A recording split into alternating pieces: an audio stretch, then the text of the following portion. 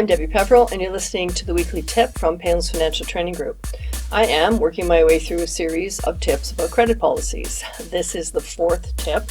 We have covered whether you should offer people credit, how you decide who is worthy of credit, and what your policies are on following up on delinquent customers. So this one is about credit limits. So you might be familiar with a credit limit from a credit card. If you have a credit card, it likely has a limit on it of how much you're allowed to spend before you have to start making payments. This is a similar type of conversation.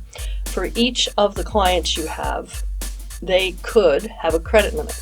How much are you willing to let them owe you before you request payments or before you take other steps? So, common is to have if you have a new client, that they don't have a credit limit, they have to pay when they pick up their stuff for the first little while, or they have to pay by credit card online, whatever. They don't get credit right away. Then you offer them a small credit limit. And if they wanted to go over that, then you can have the conversation around that. We can't exceed this credit limit, you can tell them, until you make a payment, or maybe you do another credit application or something. It sounds way better to say that somebody's at their credit limit than it does to say, I don't think you're going to pay me, so I don't want to do any more work for you. That's a more personal conversation.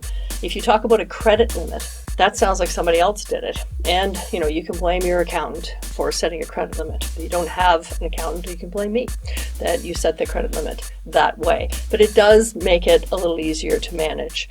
So what you should do is figure out how much you'd be willing to lose on every client you're dealing with and set that as their credit limit.